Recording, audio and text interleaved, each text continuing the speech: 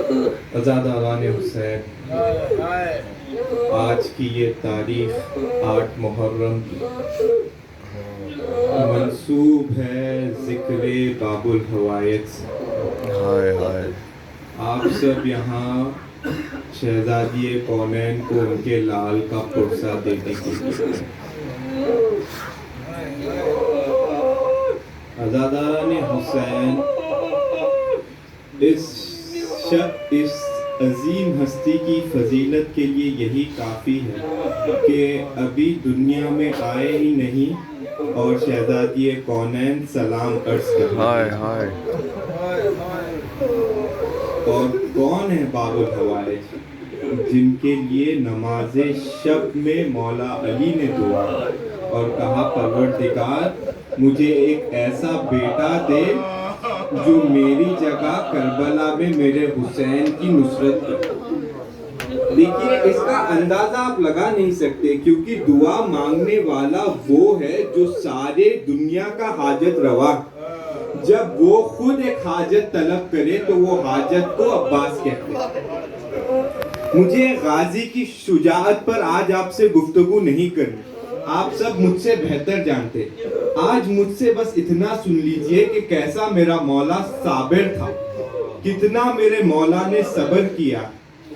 اس صبر کا آغاز ہوا ہے 19 رمضان کی صبح، جب ضربت لگی ہے نا مولا کے سر پر، تو علی نے اپنے 18 بیٹوں کو دیکھا اور ان میں سے اس لال کا انتخاب کر کے کہا عباس میرے قاتل کو پانی پلا، کیونکہ جانتے ہیں نا علی کہ ابھی زندگی میں عباس کو ہر قدم پر صبر کرنا۔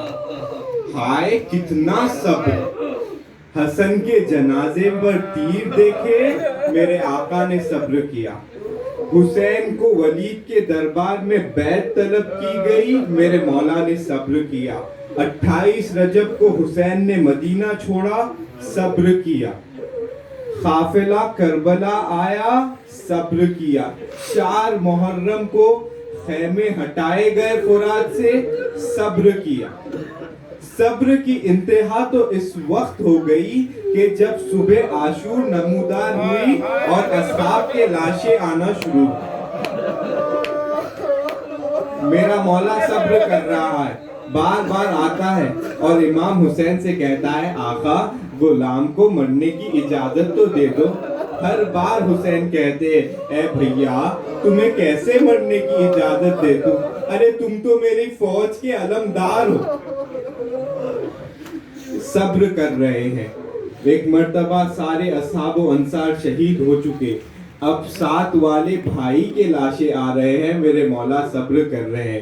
اس صبر کی انتہا ہو گئی، میرے غازی کی غربت معراج پر چلے گئی جب دیکھا کہ گود کے پالے میدان میں مرنے کو جا رہے۔ ہائے ہائے ہائے ہائے! ایک مرتبہ جب صبر کی انتہا ہو گئی نا، اب آئے حسین کے سامنے اور کیا کہا؟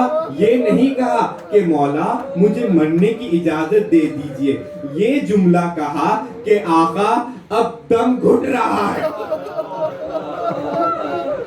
حسین نے عباس کی اس بے بسی کو دیکھا اور جانتے ہیں جواب کیا دیا؟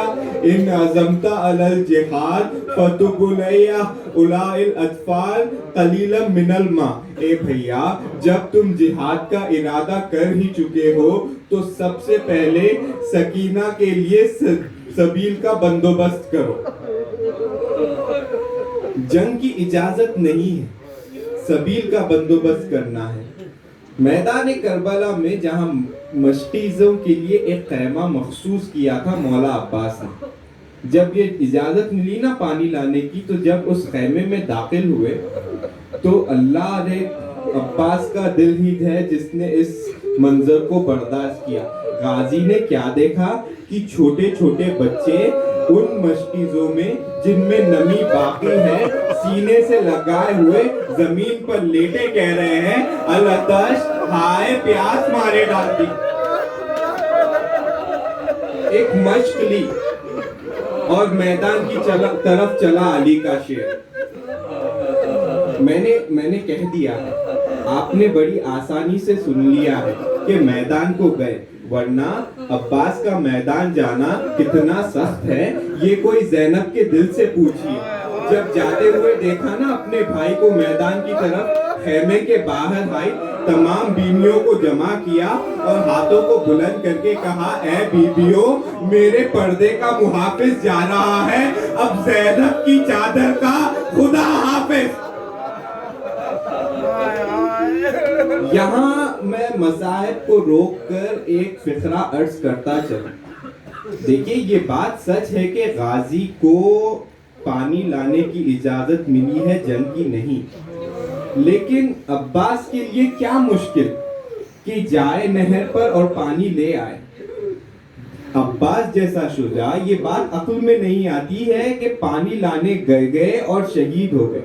اس کی وجہ جب میں نے تلاش کی تو اس کا جواب مجھے ایک روایت میں ملا. دیکھیے جب آپ زیارت پڑھتے ہیں نا غازی کی تو آپ ایک جملہ کہتے ہیں، السلام علیکہ یا عبد الصالح مطیع للہ و رسولہ، کہ اے اللہ اور رسول کی اطاعت کرنے والے تم پر ہمارا سلام. تو اب وجہ کیا ہے کہ جو غازی شہید ہوا ہے، جب جانے لگے نا خیمے سے نہر کی طرف تو امام نے روکا اور روک کر کہا، بھیا ذرا اس علم کو میرے حوالے کرو. جب غازی نے علم کو حوالے کیا نا، امام نے پھریرے کو پھیلایا اور اس پھریرے پہ جہاں لکھا تھا نا نصر من اللہ و فتح قریب، اس کو کاٹا اور اپنے ہاتھ سے لکھا، انا للہ و انا الیہ راجعون. بس غازی سمجھ گئے کہ یہ الوداع ہے. آئے میدان میں اور بڑی اطمینان سے ترائی پر علی کے شیر نے قبضہ کیا. خود کتنے پیاسے ہیں، مگر جب پانی کو دیکھا نا اور نہر میں موجیں مارتے ہوئے ٹھنڈے اس پانی کو دیکھا تو ایک مرتبہ بے ساختہ کہا، اے پانی تو یہاں موجیں مار رہا ہے، وہاں میرا اصغر پیاسا ہے، ارے وہاں میری سکینہ پیاسی ہے. اترے گھوڑے سے، مشک کو بھرا، پھر چلو میں پانی لیا اور حسین کی پیاس کو یاد کیا. یہاں مجھے اختلاف ہے روایت سے کہ حسین کی پیاس کو یاد کیا. دیکھیے کوئی چیز یاد کرنے کی نوبت تب آتی ہے جب اسے بھلایا جائے. میرا ایک معصومانہ سا سوال ہے، اگر غازی نے اس وقت حسین کی پیاس کو یاد کیا تو مجھے بتائے کہ غازی حسین کی پیاس کو بھولے کب تھے. اسی لیے اٹھایا تاکہ یاد کر سکے. کیوں؟ کیونکہ حسین کی پیاس کو یاد کرنا عبادت ہے نا. بس دیکھا پانی کو اور پانی کو پانی کے منہ پہ مارا. اب غازی کا صرف ایک ہی ہدف ہے کہ یہ مشقیزہ قیام حسینی پر پہنچ جائے. اب سوار ہوئے اور ایک مرتبہ بڑی تیزی کے ساتھ اپنے گھوڑے کو دوڑایا خیمہ گاہ کی طرف. اب عالم کیا ہے کہ روایتوں میں ملتا ہے کہ کم از کم 5000 اور زیادہ سے زیادہ 25,000 کا لشکر تھا جو مخصوص تھا نہر کی حفاظت کے لیے، اور ان کو یہ اذن تھا کہ مقتل میں چاہے جو ہو لیکن تمہیں گھاٹ نہیں چھوڑنی. جب عباس چلے ہیں نا پانی مشق لے کر حسین کی خیام کی طرف، تو اب عمر سعد نے اعلان کیا کہ خبردار پانی خیموں میں پہنچنے نہ پائے. اب عالم کیا ہے کہ 5000 تیر ہے اور اکیلے غازی کا بدن اور ہر طرف سے تیر آ رہے ہیں. اب مشق کو بچائے تو کیسے بچائے؟ جب تک ہاتھ تھے تیروں کو ہٹاتے رہے. کچھ دیر نہ گزری کہ دایاں بازو قلم ہو گیا. مشق و علم کو سیدھے ہاتھ میں لیا اور اب یہ صدا بلند کی کہ بے شک تم نے میرا بایاں بازو کاٹ دیا ہے لیکن میں اپنے امام کی اطاعت سے پیچھے نہیں ہٹوں گا. تھوڑی دیر اور نہ گزری کہ دونوں زانے خطا ہو گئے. مشق کو دانتوں میں سنبھالا، علم کو سینے پر لیا اور چلے. اب عالم کیا ہے، کبھی مشق کو دیکھتے ہیں، کبھی قیام حسین کو دیکھتے ہیں، پھر مشق کو دیکھتے ہیں، پھر قیام حسین کو دیکھتے ہیں. کہتے ہیں خدایا بس یہ پانی خیمے میں پہنچ جائے، اے خدایا بس یہ پانی خیمے میں پہنچ جائے. یہ سوچ کے آگے بڑھ ہی رہے تھے کہ ایک مرتبہ ایک تیر چلا, مشق سکینہ چھن گئی, ارے غازی کی آس ٹوٹ گئی. بس اس عالم میں آسمان کو دیکھا اور کہا خدایا ارے میری سکینہ پیاسی ہے. ایک تیر آیا, غازی کی آنکھ میں پیوست. نا آپ نے انصاف نہیں کیا. مجھے بتائیے انصاف سے, جب آنکھ میں چھوٹا سا تنکا آ جائے تو سب سے پہلے حفاظت کے لیے ہاتھ آگے بڑھتے ہیں. ارے عباس کے ہاتھ نہیں ہے.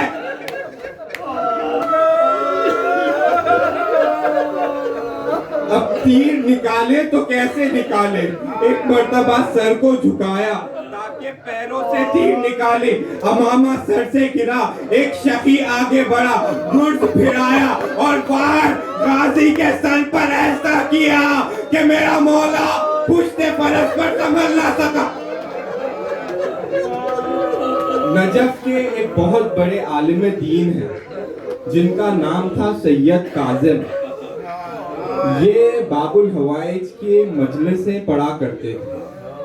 ایک مرتبہ جب مجلس پڑھ کے گھر واپس آئے اور سوئے تو خواب میں شہزادی کونین کو دیکھا اور شہزادی کونین نے فرمایا کہ اے سید کاظم, تو میرے بیٹے عباس کی سب سے بڑی عظیم مصیبت منبر سے بیان نہیں کرتا. تو کہا شہزادی میں تو ہر مصیبت بیان کرتا ہوں, ہاتھوں کا کٹنا بیان کرتا ہوں, ارے تیر کا لگنا بیان کرتا ہوں. کہا سید کاظم یہ میرے بیٹے کی عظیم مصیبت نہیں ہے. تو کہا بی بی پھر آپ ہی ارشاد فرمائیں کہ میرے مولا عباس کی سب سے بڑی عظیم مصیبت کیا ہے. تو بی بی دیکھیے ایک ماں ہی جانتی ہے نا کہ بیٹے کی مصیبت کیا ہوتی ہے. تو اب بی بی بیان کرتی ہے کہ سنو سید کاظم کہ کربلا میں جو بھی شہید زین سے زمین پر آیا, کسی نے ہاتھوں کا سہارا لیا, کسی نے کونیوں کا سہارا لیا. ارے جب گھوڑے سے زمین پر گرا ہے تو بازوؤں کے سہارے زمین پر گرا ہے.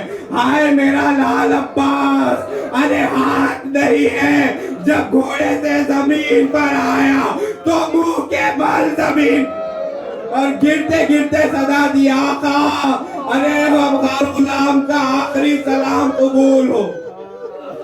حسین نے کمر کو تھاما اور ایک مرتبہ مرثیہ پڑھا کہ اے بھیا عباس آپ کے مرنے نے ہماری کمر توڑ دی, اب چلے علی اکبر کے سہارے.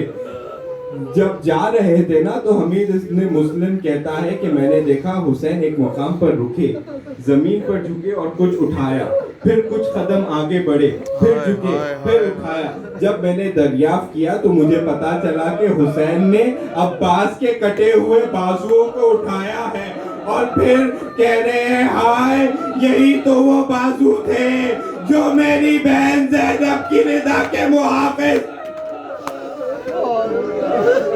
سرانے آئے اپنے غازی کے لاشے اور ایک مرتبہ اپنے بھائی کے زخمی لاشے کو دیکھا اور آواز دی بھیا حسین آیا ہے.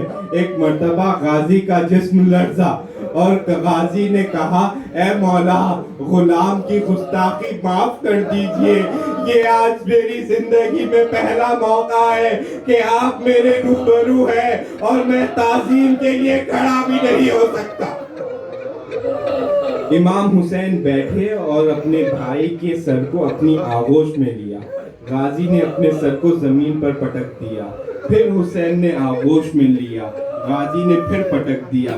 جب 3 مرتبہ غازی نے یہ عمل کر دیا نا تو امام نے پوچھا بھیا کیا ہم سے ناراض ہو؟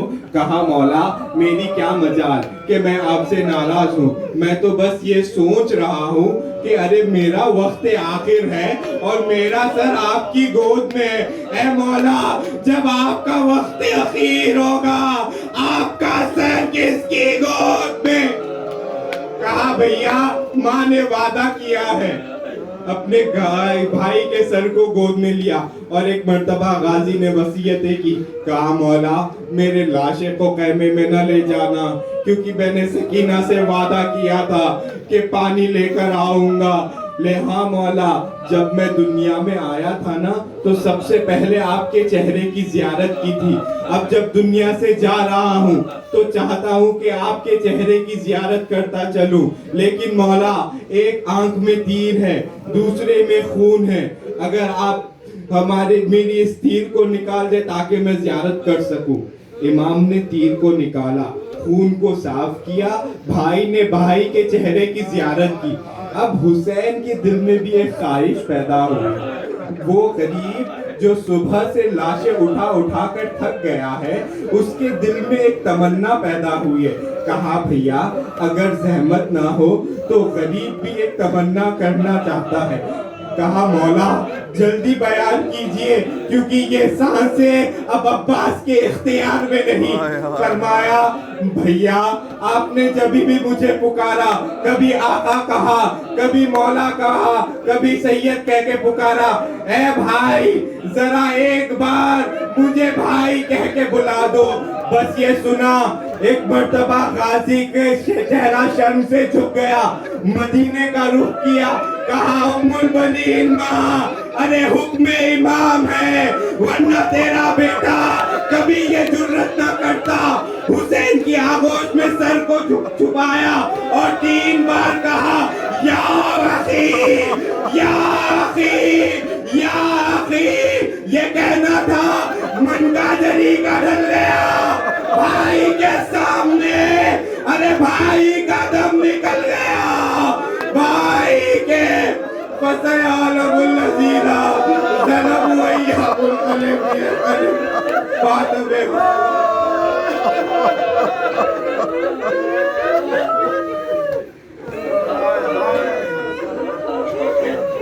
Ya Hussein.